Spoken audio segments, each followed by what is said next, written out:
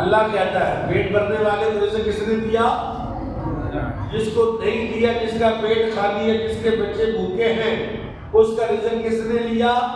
سمجھانے کے لیے وہاں تک بھی اللہ نے ڈالی، یہاں رسولی اللہ نے بھیجی، اور فرماتا ہے اللہ، رسول اللہ فرماتے ہیں اس بندہ یہ جو رج کے کھا کے سویا ہے، اس کا ہمسایہ بھوکا پیاسا ہو، فرمایا نہ میں اس کی نماز قبول کروں گا، نہ اس کا صدقہ قبول کروں گا، کیونکہ یہ ہمسائے کی خیال نہیں کرتا، اسے ہمسائے کا پتہ ہونا چاہیے تھا۔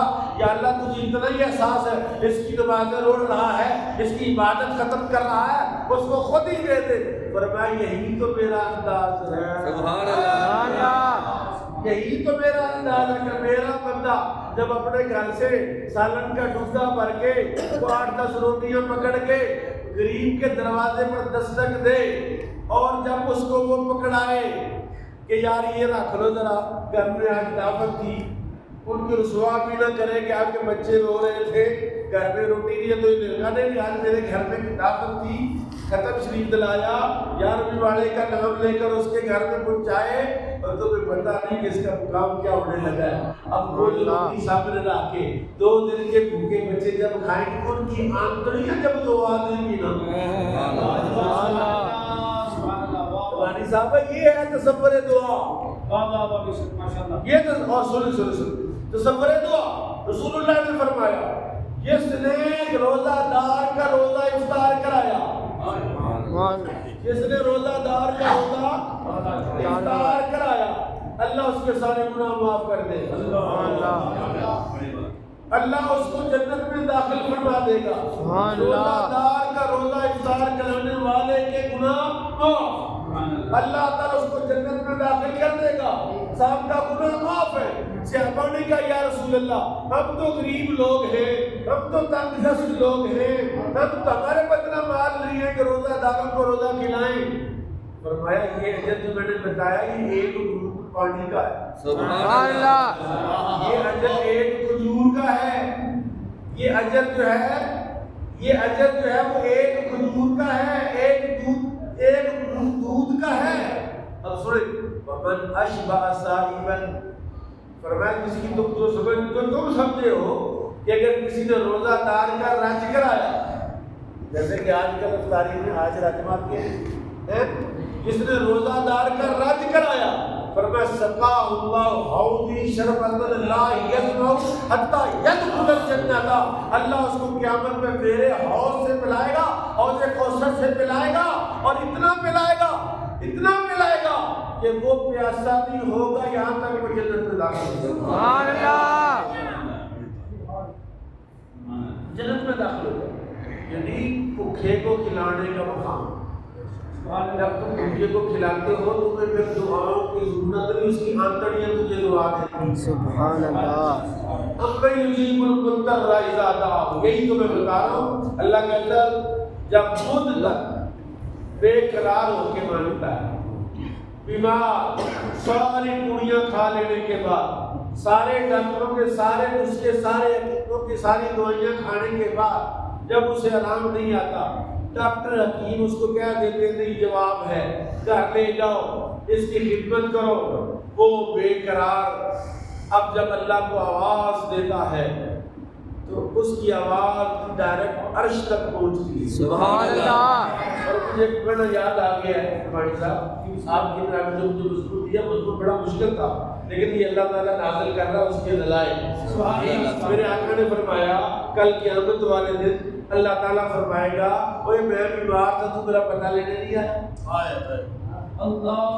اللہ فرمائے گا اوے میں بیمار تھا تو میرا پتہ لینے نہیں آیا، میں بھوکا تھا تو نے مجھے کھلایا نہیں، میں پیاسا تھا تو نے مجھے پلایا نہیں، میں ننگا تھا تو نے مجھے پہنایا نہیں۔ بندہ کہے گا میرے مالک تو تو بیماروں کو شفا دینے والا ہے، تو تو بھوکوں کو کھلانے والا ہے، تو تو ننگوں کو پہنانے والا ہے۔ فرمایا نہیں، میں بیمار نہیں، فلاں میرا عزیز رشتہ دار دوست بیمار تھا۔ اب لفظ حدیث کے میں سناؤں گا، اگر آپ موجود ہیں تو آپ کو نظر بڑی ہے، اگر آپ موجود نہیں ہیں تو پھر آپ کا قصور میرا نہیں۔ میرے آقا نے فرمایا اللہ فرمائے. اب رسول اللہ کی زبان اقدس سے الفاظ نکلے وہ جو اللہ کے الفاظ ہیں. دیکھو لفظ کتنے قیمتی ہیں کہ اللہ کی مراد کا معنی نبی نے اپنے الفاظ میں بیان. اللہ فرماتا ہے رسول نے فرمایا اللہ اس کو کہے گا ان اتہ سبحان اللہ ان اتہ بولو ان اتہ ہو یہ لفظ واحد مذکر حاضر کا ماضی کا صیغہ ہے. آتا عید عیادت سے ان اتہ اگر تم اس کی عیادت کرتا. اب شیخ صاحب موبائل چلا رہے ہیں میں تو پریشان ہوں کہ میرا معنی کتنا قیمتی ہے. آپ میری طرف توجہ رکھیں. ان اتہ اگر تم اس کی عیادت کرتا اگر تو اس کی عیادت کرتا اگر تو اس کی عیادت کرتا لقد وجدتنی عنده.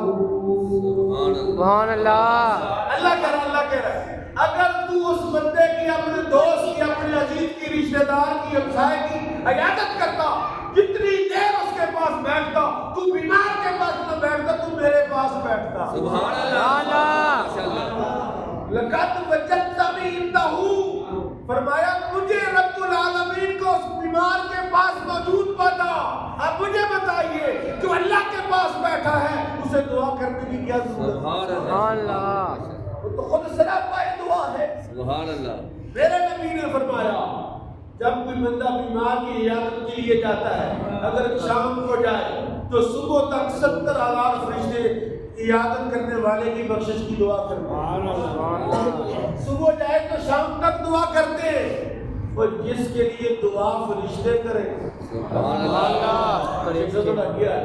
آنے تو تری ہو نا پتہ کسی سے ملا آگے آ جاؤ آگے ہو جاؤ فیض میں لگی ہو جاتی میں ایکچولی فیض باہر نکل رہے ہیں فیض کوٹ کے فرمایا کہ اتہ لقد وجدتنی عنده اگر تو اس کی عیادت کرتا تو مجھے اس کے پاس موجود پاتا.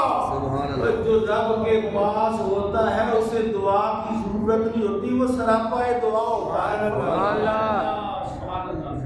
یک زمانہ صحبت با اولیاء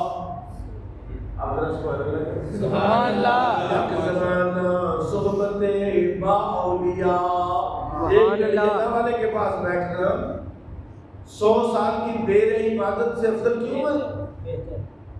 کیونکہ ہر کے خواہد او نشینت در حضور اولیاء. جو چاہتا ہے اللہ کی بارگاہ میں بیٹھے خواہد نشینت در حضور اولیاء اسے چاہیے کہ کسی اللہ والے کی بارگاہ میں بیٹھے پر میں اللہ والے کے پاس بیٹھنا ایسی جیسے اللہ کے پاس بیٹھنا. آپ ذرا آئیے کہتے ہیں 40 منٹ کی ختم کرنی ہے. ایک آیت نہیں ختم ہم میں یجیب المضطر اذا دعا. اللہ کہتا ہے جب بے قرار دعا کرتا ہے اللہ اس کو یکشف السوء اللہ اس کی تنگی دور کر دیتا ہے. اللہ اس کی تنگی کیا کرتا ہے وَيَجْعَلُكُمْ خُلَفَاءَ الْأَرْضِ. سبحان اللہ. آپ کون ہیں؟ انی جاعل فی الارض خلیفہ. سبحان اللہ. آپ کو عام لوگ نہیں آپ کو ہے جن کو اللہ نے اپنا نائب بنایا. فرمایا جب اس مرحلے سے بندہ گزر کے اس کی خاص کیفیت کو محسوس کر لیتا ہے کہ یار میں تنگی میں تھا میں تنگی میں تھا. صوفیہ نے لکھا ہے آج کل تو رواج ختم ہو گئی صوفیہ کی بات کریں تو وہ ایک مرزا ہے وہ جو باتیں کرتا کہتا ہے معافی رکھو شاہی اور وہ صوفیہ اپنی بیماری کا علاج نہیں کرتے تھے.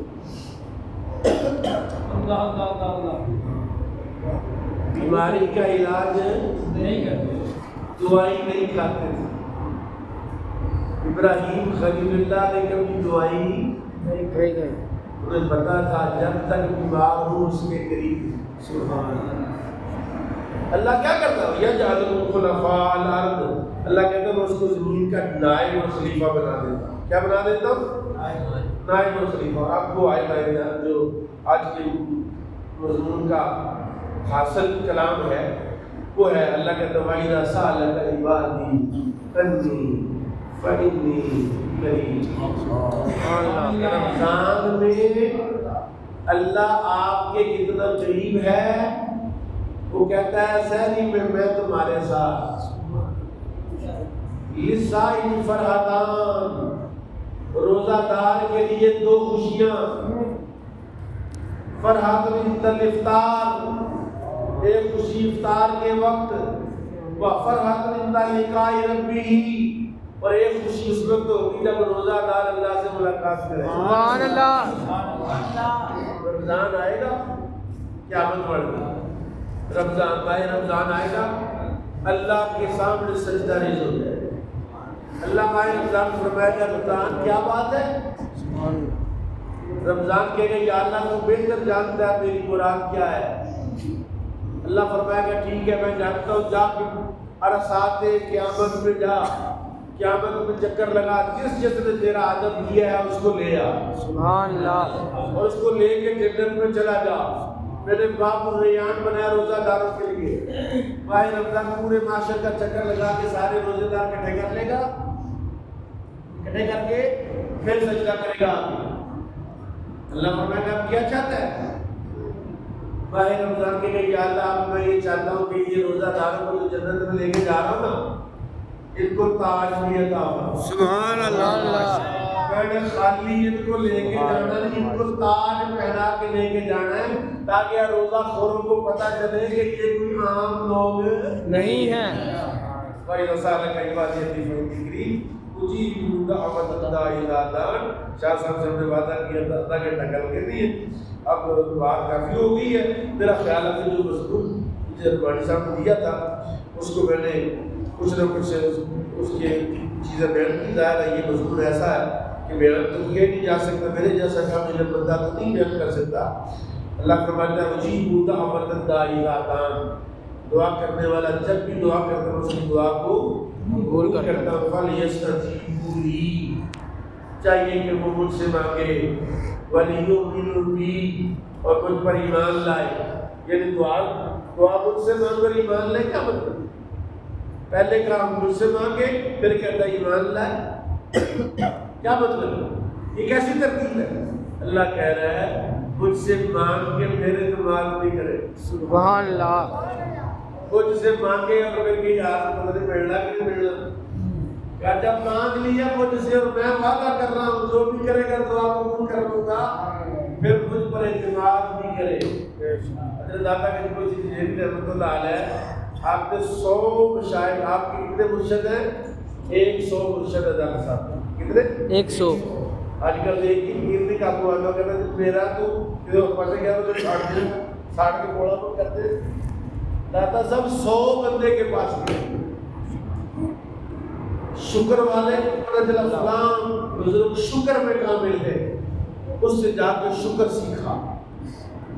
کسی کے بارے میں پتہ چلا کہ وہ صبر میں کامل ہے، اس سے جا کے صبر کی انتہا سیکھی.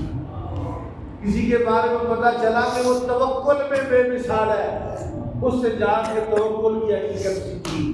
کسی کے بارے میں پتہ چلا کہ وہ یکسوئی میں بے مثال ہے، کہ جب وہ تصور مولا کرتا ہے تو پھر اس سے باہر آتا ہی. سبحان اللہ. اس طرح چاہیے کہ ہم قرآن کو سیکھیں، چاہیے کہ اپنے رب کی قربت کو سیکھیں، اپنے رب کے قریب ہونے کے گر سیکھیں. زندگی تو تھوڑی سی ہے. یہ نوکری کسی کی بندہ نوکری نہیں، اس کی نوکری کر پھر تجھے وہ اتنی عزت دے گا کہ کوئی زمانہ تیری عزت کم کر سکتا نہیں ہے. اور اس کی نوکری کرنے کا سب سے بہترین ذریعہ یہ ہے. سبحان اللہ. اس سے بڑی کوئی نوکری نہیں کہ اللہ کی خدمت کرتا ہے. میں نے یکم رمضان سے ارادہ کیا میں نے سارا رمضان قرآن کی نوکری کرنی ہے. سبحان اللہ. 15 نے نوکری کی راج کرا. سبحان اللہ. صرف 15 دن نوکری کی. ارادہ تھا پورا رمضان کروں گا. 15 دن نوکری کی راج کرا. آؤ میں دعوت قرآن دیتا ہوں. باہر پنڈا والے واسطے میرا اعلان ہے کہ بندے کرو 50. کتنے بندے کرو؟ بغیر کسی فیس، بغیر کسی چندے کے مفت پڑھانے ہو. آپ کو میں کہتا ہوں 10 بندے کر دو کٹھے تو مضامین قرآن کا کورس کرواؤں گا. پہلے پارے سے لے کر سورہ ناس تک جو مضامین قرآن ہے ایسے سکھاؤں گا کہ توکل بھی آ جائے گا، صبر بھی آ جائے گا، ایمان بھی کامل ہو جائے گا۔ سبحان اللہ۔ صرف 10 بندے پورے شہر میں کہیں اکٹھے ہو جائیں، مجھے حکم کرے میں ان کا نوکر خادم بن کے جاؤں گا قرآن سکھانے کے لیے۔ اللہ مجھے اور آپ کو قرآن کی نوکری کرنے کی توفیق نصیب فرمائے۔ سبحان اللہ۔